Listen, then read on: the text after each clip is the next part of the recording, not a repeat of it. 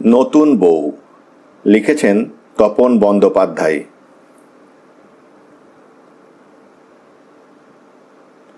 বিয়ে মানেই কি যৌনতা? অস্মিতার আকস্মিক প্রশ্নে প্রায় ছিটকে গেল রাজকুমার। একটা হাউই ছুটে যাচ্ছিল 7 রঙের ফুল ফোটাতে ফোটাতে। হঠাৎ মাঝপথে দম হারিয়ে হুশ করে নেমে গেলে যেমনটা হয়, তেমনই রাজকুমারের জোশ। ফুলশয্যার রাতে নতুন বউয়ের মুখে এরকম একটা ধাক্কার মুখোমুখি হবে তা ধারণার বাইরে ছিল তার। অস্মিতা ঠিক নতুন বউ তা নয়। তাদের বিয়েটা 2 দিন আগে হলেও তার আগে অন্তত বছর 2-এর নিবিড় প্রেম পর্ব। এ 2 বছরে তাদের মধ্যে যৌনতা নিয়ে কোনো বাক্যালাপ হয়নি। বলতে কি, অস্মিতা খুবই ইন্ট্রোভার্ট ধরনের। কোনোদিন চুমু খাওয়ার কথা বললেও মৃদু ধমক দিয়ে বলেছে, তোমাদের ছেলেদের কি মেয়েদের শরীর ছাড়া আর কোনো ভাবনাই নেই? রাজকুমার অতএব চুমু খাওয়ার মতো অশ্লীল ভাবনায় ইতি টেনে প্রেম করে গেছে 2 বছর ধরে। লক্ষ্য করেছে, বিয়ের জন্য কখনো তাড়া দেয়নি অস্মিতা। তার একমাত্র প্যাশন ছবি আঁকা। ক্যানভাসের সামনে বসে প্যালেটে তুলি ডুবিয়ে পরম মগ্নতায় কাটিয়ে দিতে পারে ঘন্টার পর ঘন্টা। অস্মিতার তুমুল ঔদাসীন্য দেখে দেখে ক্লান্ত হয়ে অবশেষে নিজেই একটু চাপ সৃষ্টি করেছিল অস্মিতার উপর। অস্মিতা বাবা মায়ের একমাত্র মেয়ে। তার বাবা মায়েরও কোনো উদ্যোগ দেখেনি মেয়ের বিয়ে দিতে। রাজকুমার বুঝেছে, মেয়ের বিয়ে হলে তার বাবা মায়ের ঘর শূন্য হয়ে যাবে। এ যেন তাদের ভাবনার বাইরে।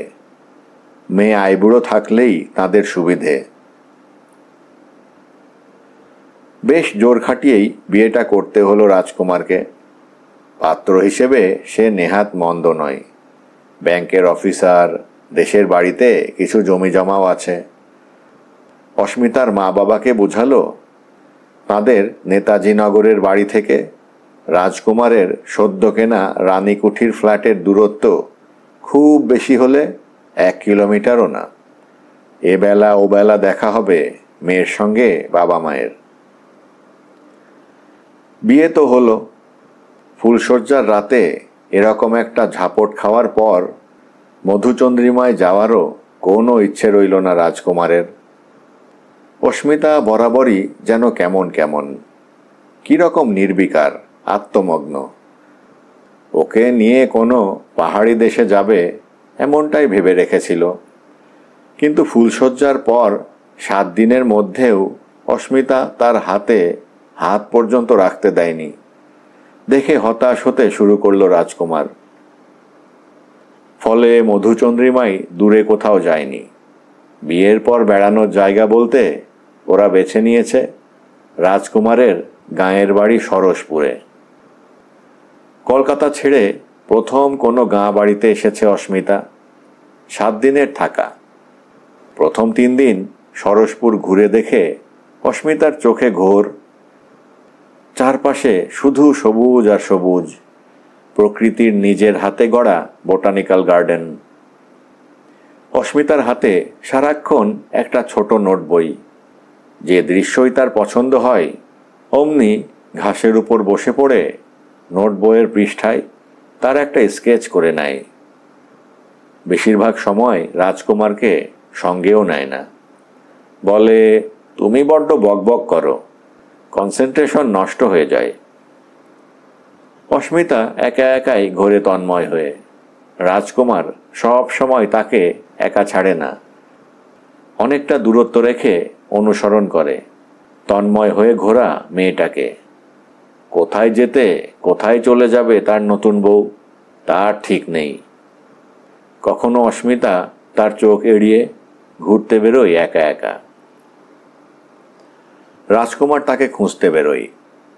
কখনো শেষ বিকেলে বারোয়ারি তলায় গিয়ে সে যখন একা একা চরাচরে সূর্যাস্ত দেখে, তখনও লোকে তার দিকে কৌতূহলী চোখে তাকায়। সূর্যাস্তের পরও যখন সে ঘরে ফেরে না, দেখে কিভাবে অন্ধকারের পোঁচ লেগে কেমন কালচে হয়ে যাচ্ছে চরাচর, তখনও তার দিকে লক্ষ্য রাখে গাঁয়ের মানুষ। সন্ধ্যের পর যখন আঁধারে ডুবে যাচ্ছে তার কমলা রঙের শাড়ি, সে ঘরে ফিরছে না, তখন কোনো গাঁয়ের মানুষ হয়তো তাকে বলল, বৌমা ঘরে যাও। হয়তো তখন তার ষাঁড় ভাঙে। চারদিকে চোখ পেতে দেখে সে বিশাল প্রান্তরে দাঁড়িয়ে আছে ভূতের মতো। চমক ভাঙতে সে পা চালিয়ে ফিরতে থাকে ঘরের দিকে। হঠাৎ কোনো বুনো ফুলের গন্ধ নাকে যেতে সে থমকে যায় ফের। অন্ধকারে চোখ চালিয়ে খুঁজতে থাকে সেই বুনো ফুলের গন্ধের উৎস।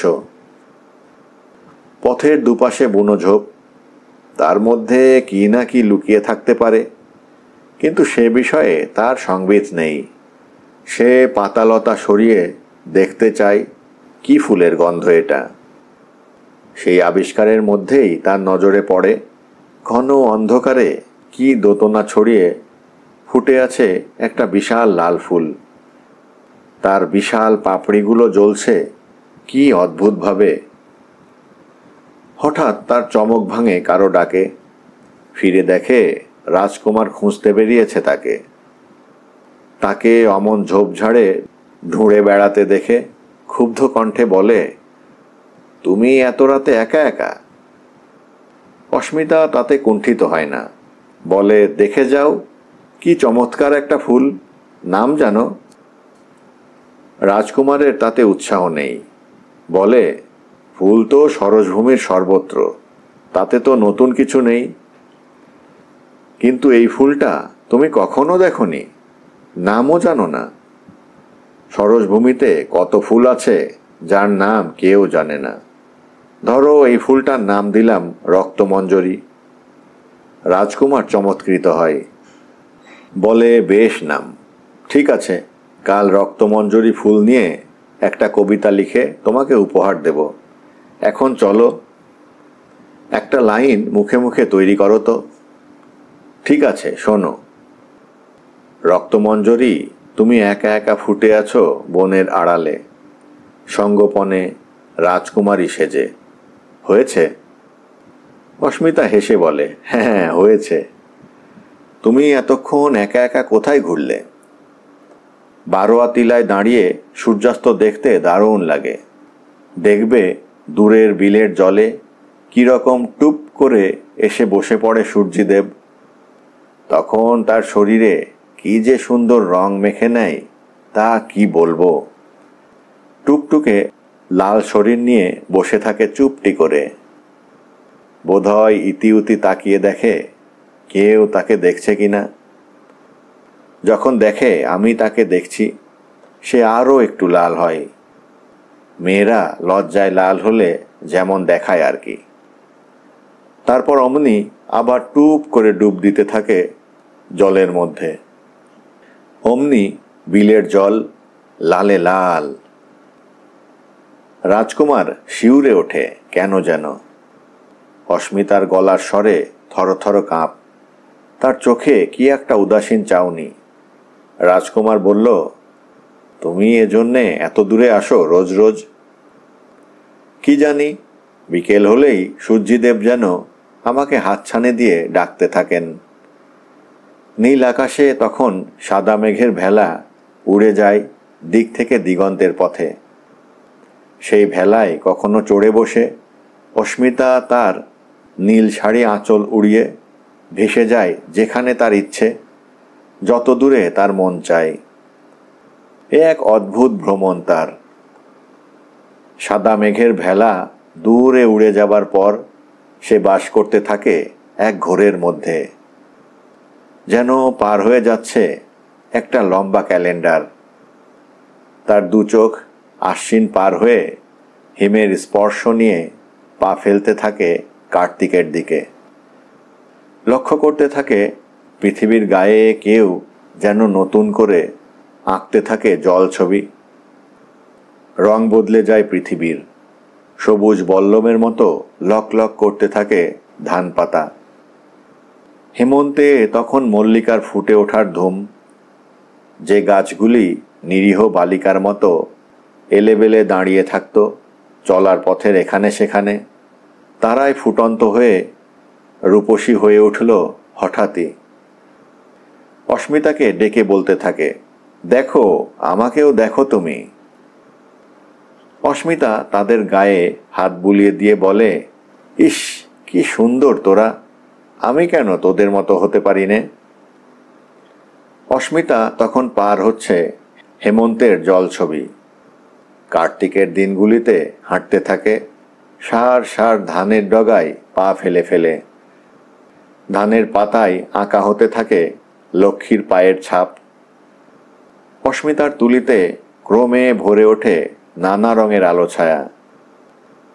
কখনো তার চোখে পড়ে একজোড়া হরিয়াল বসে আছে সজনে গাছটির ডালে। খণ্ড দুপুরের এমন সব টুকরো মুহূর্ত অস্মিতাকে ঋদ্ধ করে নানান অভিজ্ঞতায়। বাড়ির অন্যরা যখন এমন আশ্চর্য সব ভেজা দুপুরে বিশ্রাম নিতে ব্যস্ত, অস্মিতার তুলি এঁকে চলে সরসপুরের এমন সব ছবি যা আগেও কখনো ছিল না, পরেও হবে না। নানা রঙে ভরে ওঠে তার সাদা ক্যানভাস। তার মধ্যে দেশে আরও হিম পড়তে শুরু করে। একটু একটু করে শীতের হাওয়ায় কাঁপতে থাকে ধানের শীষ। অস্মিতা অবাক হয়ে দেখে কখন যেন একটু একটু করে ধানের পাতায় হলুদ রং ধরেছে। হলুদ হয়ে গেছে শীষগুলো। মাঠের পর মাঠে কাঁচা পাকা ধান ঢেউ তুলতে থাকে নিজের শরীরে। গর্ভবতী নারীর মতো তার শরীর ভারী হয়ে উঠছে দ্রুত। কোথাও কোথাও মাটিতে নুয়ে পড়েছে সোনার বর্ণ ধান। 3 দিন সরসপুরকে তার নোট বইতে তুলে নেওয়ার পর একদিন বলল, কাছাকাছি আরও কোনো গ্রাম আছে যা এর চেয়েও সুন্দর? আছে বই কি। পরদিন সকালে প্রাতরাশের পর রাজকুমার তাকে নিয়ে চলেছে সরসপুর সংলগ্ন গ্রাম দিকচিহ্ন। 2টি গ্রাম লাগোয়া হলেও তাদের মধ্যে জড়িয়ে আছে আত্মীয়তা। সরসপুরে যারা বসবাস করে তাদেরই শরিকরা থাকে দিকচিহ্ন গ্রামে। 2 গাঁয়ে এক অলিখিত রেষারেষি। হাঁটতে হাঁটতে তুলনাও চলছিল 2 গাঁয়ের যার যার গরিমার। 2টি ছিমছাম ঝাউ গাছের মতো পাশাপাশি অস্মিতা আর রাজকুমার। নতুন বর বউ হেঁটে যাচ্ছে দিকচিহ্নের দিকে। অস্মিতা শিল্পী। হাঁটতে হাঁটতে তার তুলিতে তখন ভরে আসছে নানা রকম রং। সেই তুলি দিয়ে সে এঁকে চলেছে কোনো এলেবেলে বালকের মতো উধাও হয়ে যেতে থাকা দিকচিহ্নের আঁকা বাঁকা মেঠো পথটি। এখানে দুপাশে বাঁশবন। বাঁশবনের কঞ্চির আঙুলগুলি নিচু হয়ে নেমে এসে অস্মিতার শাড়িতে টান দিচ্ছে দুষ্টুমির ছল করে। অশ্বত্থ গাছের ছায়ায় সীমানা পেরোলেই বাঁশবনের ভেতর দিয়ে ওই গুহাপথ। ওপরে অসংখ্য কঞ্চির জাপটা জাপটির অবস্থান। পথে পড়ল এক মস্ত দিঘি, যার চারদিকের পাড় বাঁধানো। প্রতি কিনারেই একটি করে বাঁধানো ঘাট। টলটলে জল দেখে স্নানে নামতে ইচ্ছে করছিল অস্মিতার। বলল, এসো না, স্নান করি। রাজকুমার সপাটে ঘাড় নেড়ে বলল, না না, নতুন বউ খোলা জায়গায় স্নান করলে গায়ে নিন্দে হবে নিশ্চিত। অস্মিতার মুখ বেজার। বলল, সরসপুরে কত মেয়ে বউরা তো পুকুরে স্নান করে ভিজে কাপড় ছপছপিয়ে ঘরে ফিরছে দেখলাম।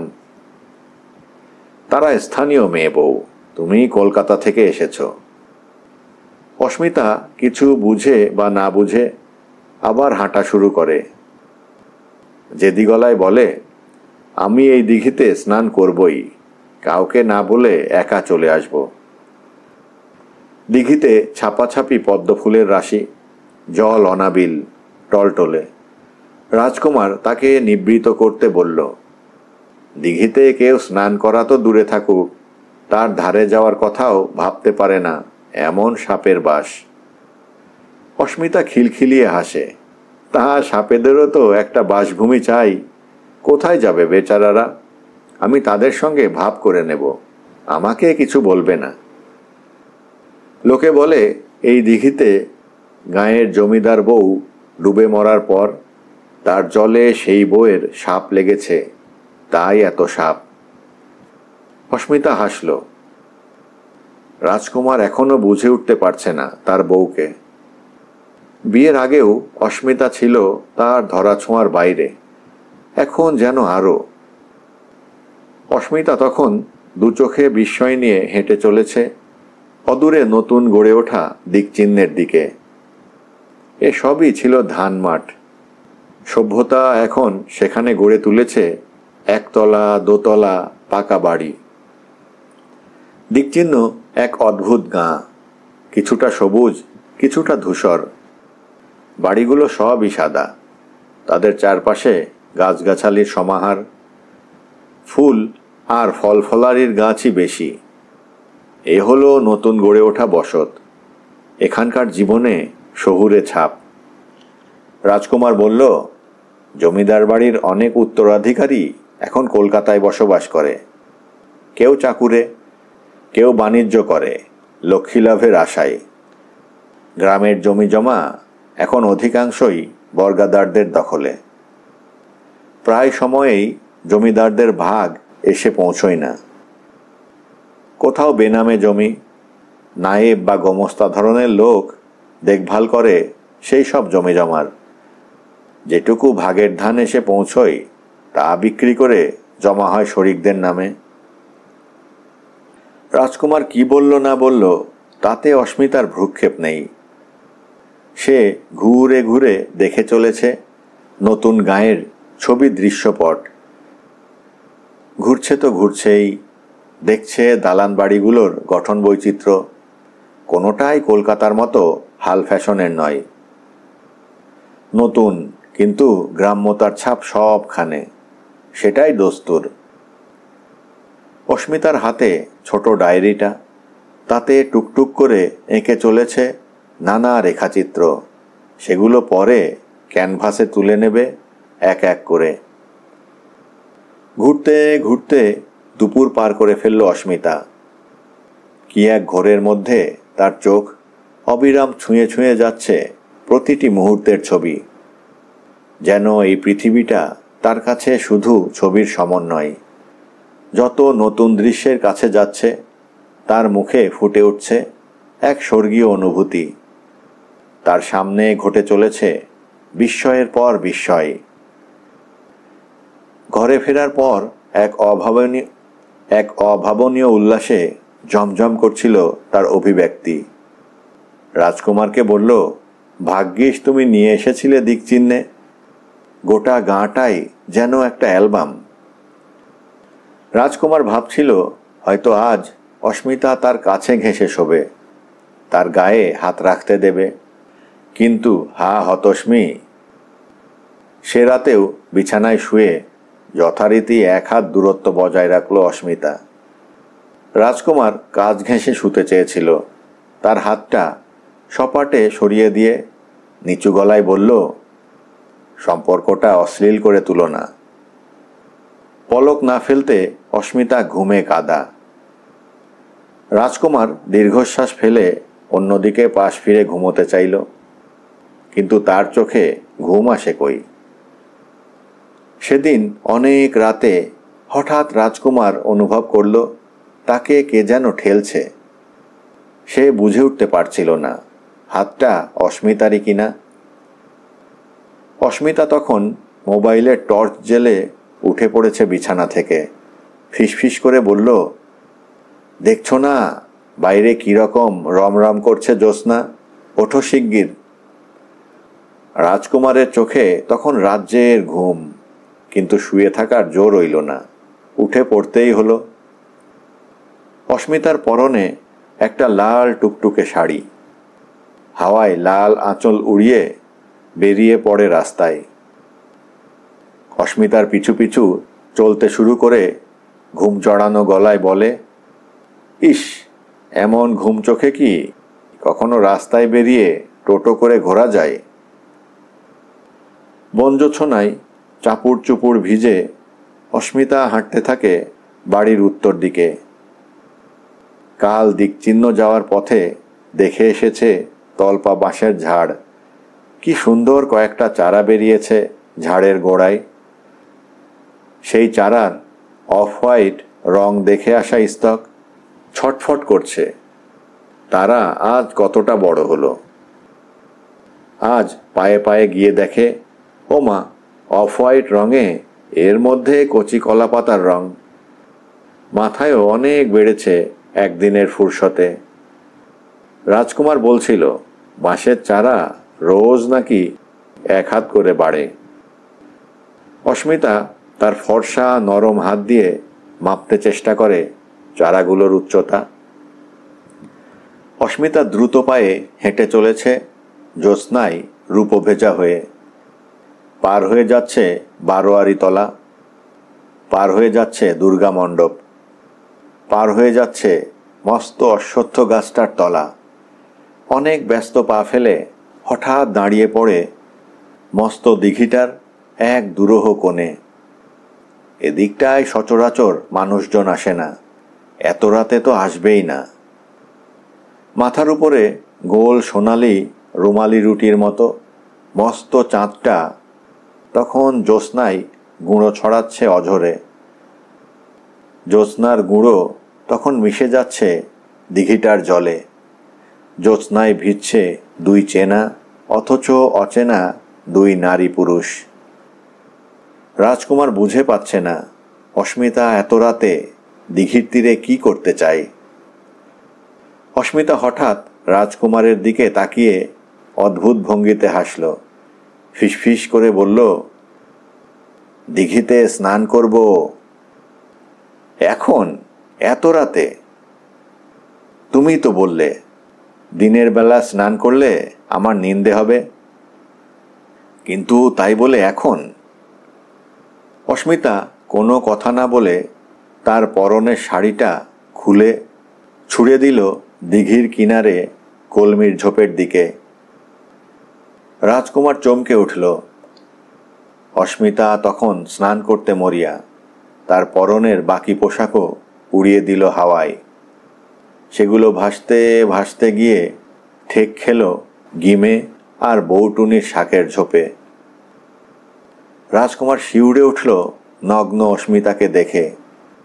তার সম্পূর্ণ শরীর এই প্রথম দেখল, সোনার মতো ঝকঝক করছে। সেই শরীরের ঐশ্বর্য দেখে রাজকুমার থরথর করে কাঁপতে লাগল। তার গলায় তখন স্বর ফুটছে না। ফ্যাঁসফেঁসে গলায় বলল, অস্মিতা, এত রাতে স্নান করো না। তাছাড়া এই দিঘিতে অনেক। অস্মিতা তার রূপভেজা সোনালি শরীর নিয়ে এগিয়ে এলো রাজকুমারের দিকে। তাকে আষ্ঠে পৃষ্ঠে জড়িয়ে ধরে বলল, তাহলে তুমিই আমাকে স্নান করিয়ে দাও। তুমি নিশ্চয়ই এতদিনে বুঝতে পেরেছ আমি আর 5টা মেয়ের মতো নই। এই জ্যোৎস্না রাতে খোলা আকাশের নিচে আমি অনুভব করতে চাই মানব জীবনের শ্রেষ্ঠ মুহূর্তগুলি। মানুষের যৌন অনুভূতি জীবনের শ্রেষ্ঠ অনুভূতি, এক স্বর্গীয় অনুভূতি। রাতের অন্ধকারে তাকে কলুষিত করার কোনো মানে হয় না। এসো, এই প্রগাঢ় জ্যোৎস্নায় আজ দুজনে ভিজি, প্রবলভাবে ভিজি।